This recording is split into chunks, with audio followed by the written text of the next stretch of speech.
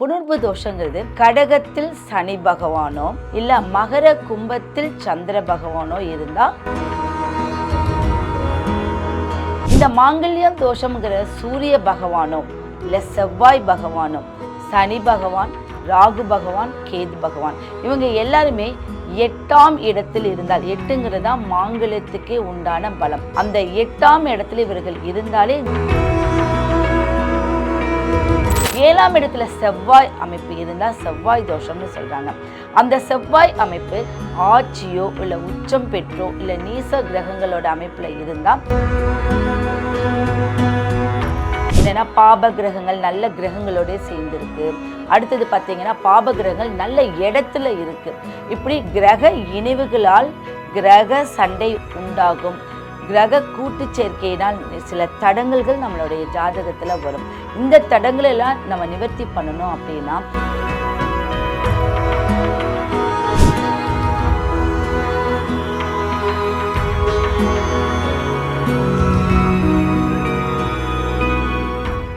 Real one ஆன்மீக நேயர்களுக்கு வணக்கம். என் பேர் டாக்டர் ஜெயம் ஜெயஸ்ரீ, கோவையிலிருந்து. இன்னைக்கு உங்களுக்கு நான் பார்க்க போகிறது என்னன்னு பார்த்தீங்கன்னா தோஷங்கள். இப்போ இன்னைக்கு கலஸ்திர தோஷம், மாங்கல்ய தோஷம், பாலரிஷ தோஷம், சனி தோஷம், இப்படி நிறைய தோஷங்கள் பற்றி நம்ம கேள்விப்பட்டிருக்கோம். ஜாதகர்கிட்ட நம்ம போகிறதே இந்த தோஷம் இருக்குது, இந்த மாதிரி ஒரு பரிகாரம் பண்ணுங்கள் அப்படின்னு சொல்கிறதுல தான் தோஷத்தை எடுத்துகிட்டு இருக்கோம். இப்போ உங்களுடைய ஜாதக கட்டத்தில் நீங்களே எதில் இருந்தால் என்ன தோஷங்கள் அப்படின்னு நீங்கள் பார்த்துக்கலாம். முதல்ல கலஸ்திர தோஷம். இப்போ நவ தோஷம் அப்படிங்கிறது உங்களுக்கு நான் கொடுக்கப்படுறேன். நவ கிரகங்கள் அடிப்படையில் நவ தோஷங்கள் இருக்குது. இந்த தோஷங்கள் அப்படின்னு இருந்து அதை எப்படி நம்ம வழிமுறைப்படுத்துறது, முதல்ல உங்க குலதெய்வத்தை தான் நீங்க கும்பிட்டு வரணும். அதுலேயே அனைத்து தோஷங்களும் நிவர்த்தி ஆயிடும். முதல்ல திருமணத்துக்கு உண்டான தோஷம் கலஸ்திர தோஷம். இந்த கலஸ்திரக்காரனாகிய சுக்கிரனுக்கு இப்போ உங்களுடைய ஜாதக கட்டத்துல சுக்கிரன் இருக்கு. அந்த சுக்கிரனுக்கோ இல்ல 7ஆம் அதிபதி என்ன கிரகமா இருக்கோ அந்த அதிபதிக்கோ முன்னும் பின்னும் இப்போ முன்பு இருக்கக்கூடிய கிரகமோ இல்ல பின்பு இருக்கக்கூடிய இடத்துலயோ பாப கிரகங்கள் இருந்தால் அது கலஸ்திர தோஷம் ஆகும். இதுக்கு பேரு பார்த்தீங்க அப்படின்னா பாபஹர்த்தாரி தோஷம் அப்படின்னு சொல்லுவாங்க. இந்த தோஷத்தை நீங்களே தெளிவுபடுத்திக்கிட்டு நம்மளுக்கு கலஸ்திர தோஷம் இருக்கு, இதுக்கு நம்ம என்ன பண்ணணும் அப்படிங்கிற ஒரு உங்களுக்கு பரிகாரத்தையும் நம்ம பின்னாடி சொல்லிடுவோம். அடுத்தது பார்த்தீங்க அப்படின்னா புணர்வு தோஷம். இந்த புணர்வு தோஷம் எதனால் வருகிறது, அதுக்கு என்ன பண்ணணும் அப்படின்னு பார்த்தீங்கன்னா புணர்வு தோஷங்கிறது கடகத்தில் சனி பகவானோ இல்ல மகர கும்பத்தில் சந்திர பகவானோ இருந்தா புணர்வு தோஷம். இவர்களுடைய சேர்க்கை, பார்வை, சாரம் இந்த மாதிரி எது இருந்தாலுமே இந்த புணர்வு தோஷம்னு எடுத்துக்கணும். இந்த புணர்வு தோஷம் நம்மளை என்ன பாதிக்கும் அப்படின்னா கைக்கு எட்டினது வாய்க்கு எட்டாம இருக்கக்கூடிய நிலைமையை உண்டு பண்ணும். லாஸ்ட் 99% நம்ம முயற்சி பண்ணிடுவோம், கண்டிப்பா அந்த 100% தட்டி விட்டுரும். இந்த புணர்வு தோஷம் ஆதி காலத்திலிருந்து வரக்கூடிய தோஷம். இதுவும் திருமண தடையும் நிறைய தடங்களையும் உண்டு பண்ணும். அடுத்தது பார்த்தீங்கன்னா மாங்கல்ய தோஷம். இந்த மாங்கல்ய தோஷம் மிகப்பெரிய ஒரு நம்மளுக்கு வீரியத்தையும் நம்மளுடைய வாழ்க்கையின் திருமண தடையும் உண்டு பண்ணக்கூடிய தோஷம். இந்த மாங்கல்யம் தோஷம்ங்கிற சூரிய பகவானோ இல்லை செவ்வாய் பகவானோ சனி பகவான் ராகு பகவான் கேது பகவான் இவங்க எல்லாருமே 8ஆம் இடத்தில் இருந்தால் 8ங்கிறதா மாங்கல்யத்துக்கே உண்டான பலம். அந்த 8ஆம் இடத்துல இவர்கள் இருந்தாலே இந்த தோஷம் நம்மளுக்கு கண்டிப்பாக வரும். அப்போ இந்த மாங்கல்ய தோஷத்தில் இவர்கள் இருக்கும் பட்சத்தில் அது திருமண தடையை உண்டு பண்ணும். அதில் மெயினாக பார்த்தீங்கன்னா சூரியன் இருக்கும்போது இந்த மாங்கல்ய தோஷத்துக்கு பரிகாரம் பண்ணாமல் கண்டிப்பாக நீங்கள் திருமணம் பண்ணக்கூடாது. அடுத்தது 2ஆம் இடத்து அதிபதி 7இல் உச்சமாக கூடாது. 2ஆம் வீட்டு அதிபதி 7ல் உச்சமாக கூடாது. 7ஆம் அதிபதியை உச்சம் பெற்ற கிரகங்கள் பார்க்கக்கூடாது. மெயினான அமைப்பு 7ஆம் அதிபதி உச்சம் பெற்ற கிரகங்கள் அந்த கிரகத்தை பார்க்கக்கூடாது. இதுவும் நம்மளுக்கு திருமண தோஷத்தை உண்டு பண்ணி கொடுக்கும். 7ஆம் இடத்துல செவ்வாய் அமைப்பு இருந்தால் செவ்வாய் தோஷம்னு சொல்றாங்க. அந்த செவ்வாய் அமைப்பு ஆட்சியோ இல்லை உச்சம் பெற்றோ இல்லை நீச கிரகங்களோட அமைப்புல இருந்தால் அதோடைய வீரியம் கொஞ்சம் குறையும்.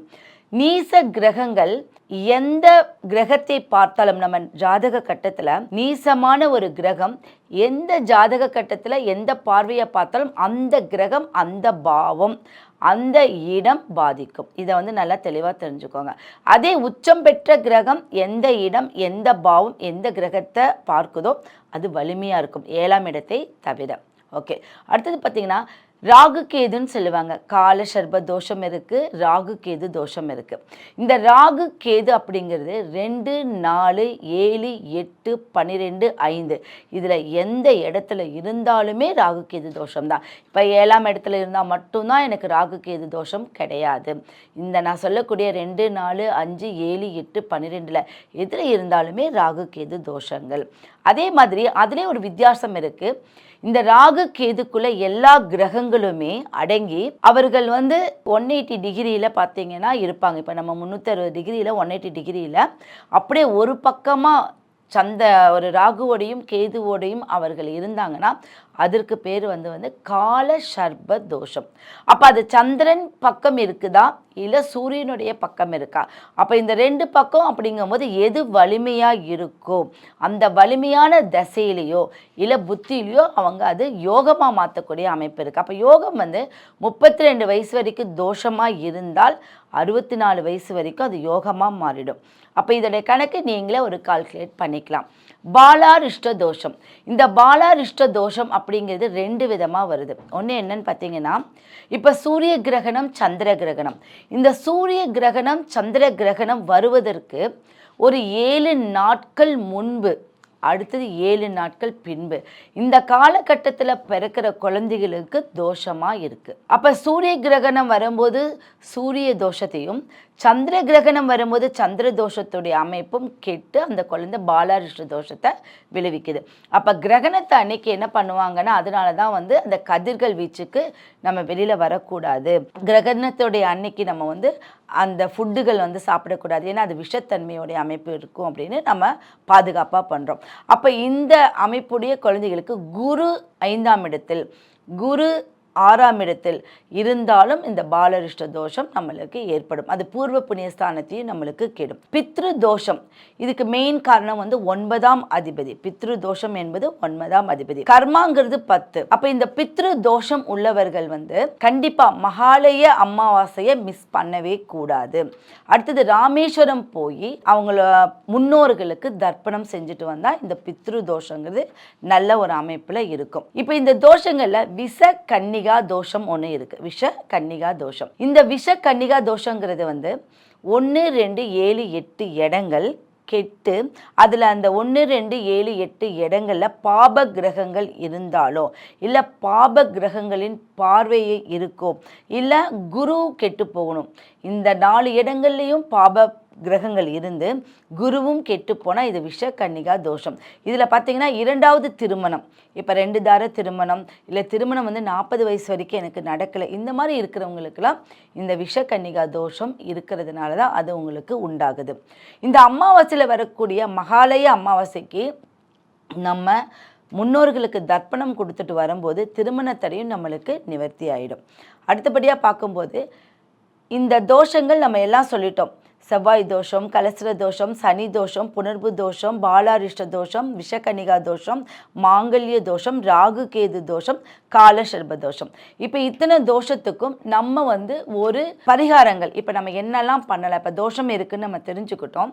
இந்த தோஷத்தின் மூலியமாக நம்ம இந்த தோஷத்தை எப்படி வெளியில் வருது, இந்த பரிகாரங்கள் என்ன இருக்குன்னா கண்டிப்பாக இருக்குது. முதல்ல பார்த்தீங்கன்னா செவ்வாய் தோஷம். இந்த செவ்வாய் தோஷத்துக்கு உண்டான பரிகாரம் சிவப்பு அரளிப்பூ.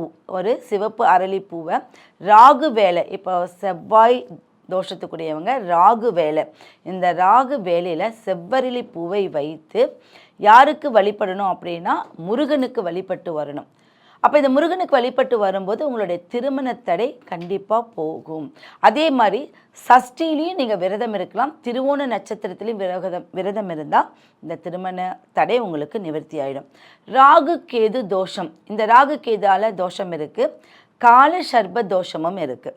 இந்த தோஷத்தில் இருக்கிறவங்க நல்லெண்ணெய் தீபம் ஒரு 5 முகம் விளக்கில் அரசன் இலை, அரச மரத்தோட இலையில் அந்த 5 முக விளக்கு ஏற்றிக்கோங்க. அந்த அமைப்பில் ராகு வேலையில் ஒரு விளக்கு போட்டு நீங்கள் நாகராஜாவை கும்பிட்டு வாங்க. இப்போ நாகராஜாங்கிறது நீங்கள் ஒரு கோயிலுக்கு போனாலும் சரி இல்லை வீட்டில் இருந்து நீங்கள் கும்பிட்டு வரும்போது இந்த நாக சர்பதோஷம் நிவர்த்தி ஆகிடும். அதே மாதிரி பார்த்திங்கன்னா ஸ்ரீ நாகர்கோயிலில் இருக்கக்கூடிய நாகராஜா கோயிலுக்கும் போயிட்டு வாங்க. கண்டிப்பாக அங்கே இருக்கக்கூடிய நாகங்கள் அனைத்தும் நிறையா அங்கே நாகங்கள் மட்டும்தான் இருக்கும். அதுகளுக்கெல்லாம் நீங்கள் வந்து ஒரு நல்ல மஞ்சள் வாங்கிட்டு போய் நீங்கள் 1 கிலோ 2 கிலோ அந்த மாதிரி மஞ்சள் வாங்கி கொண்டு போய் கொடுத்து அந்த கோயிலுக்கு நீங்கள் கொடுத்துட்டு வரும்போது மஞ்சள் கலந்ததை அவங்க தூவி விடுவாங்க. அது உங்களுக்கு தோஷ நிவர்த்தியே உண்டு பண்ணி கொடுக்கும். கிரகண தோஷம்னு சொல்கிறேன். நான் இந்த சொன்னேன் இல்லைங்களா, சூரிய தோஷம், சூரிய கிரகண தோஷம், சந்திர கிரகண தோஷம்.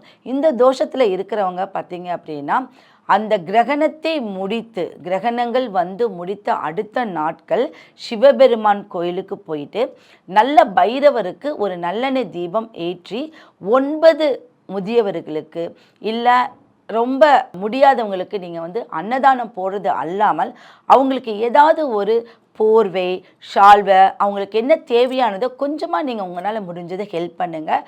கண்டிப்பாக இந்த கிரகண தோஷம் ரொம்ப நம்மளுடைய முதியோர்களையும் பாதிக்கும், நம்ம வீட்டில் இருக்கக்கூடிய குழந்தைகளையும் பாதிக்கும். இதை வந்து நீங்கள் ரெடி பண்ணணும்.